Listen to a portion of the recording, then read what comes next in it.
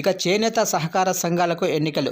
వైకాపా ప్రభుత్వం నిర్వీర్యం చేసిన చేనేత సహకార సంఘాలను పునరుజ్జీవింపజేసే దిశగా ఎన్డీఏ సర్కారు చర్యలు చేపట్టింది. ఇక షెడ్యూల్ కూడా విడుదల చేసింది. ఇక ఈ నెల 21వ తారీఖు నుంచి ప్రక్రియ మొదలు. డిసెంబర్ 6వ తారీఖున కొలువుదీరనున్న పాలక వర్గాలు. ఎన్నికలు పెట్టకుండా వైకాపా ప్రభుత్వం కాలయాపన. నిధులు విడుదల చేయక సంఘాలు నిర్వీర్యం. ఇక వైకాపా ప్రభుత్వం నిర్వీర్యం చేసిన చేనేత సహకార సంఘాలను పునరుజ్జింపజేసే దిశగా ఎన్డీఏ సర్కారు చర్యలు చేపట్టింది.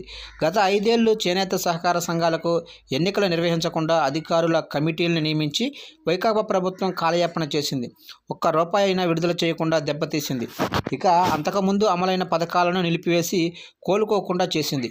ఎన్డీఏ అధికారం చేపట్టిన 100 రోజుల్లోనే ఎన్నికల నిర్వహణకు షెడ్యూల్ కూడా ప్రకటించింది. ఇక జిల్లాలో ఎన్నికల అధికారుల నియామకంతో ఈ నెల 21వ తారీఖు నుంచి ప్రారంభం కానున్న ప్రక్రియ డిసెంబర్ 6వ తారీఖున పాలక వర్గాలు కొలువుదీరడంతో ముగియనుంది. ఇక కొత్త వాటి ఏర్పాటుకు కూడా అనుమతి.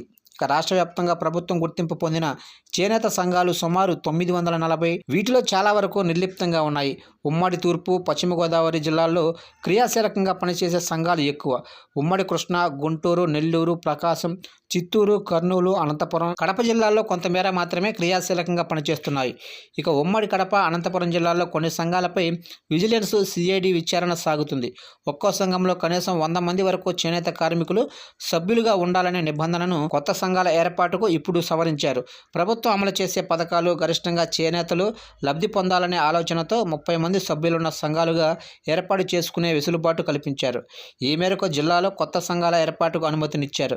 వెంకటగిరి నుంచి ఇప్పటి వరకు 6 కొత్త సంఘాలు ఏర్పాటుకు ముందుకు వచ్చాయి.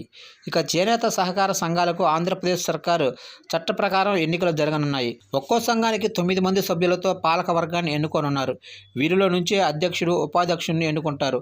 9 మంది సభ్యుల్లో 2 ఖచ్చితంగా మహిళలైతే ఉండాలి. పాలక వర్గాల నియామకంతో చేనేత సంఘాల బలోపేతానికి అవకాశం ఉంది. సంఘంలోనే కార్మికులకు ఉపాధి అవకాశాలు పెరగనున్నాయి.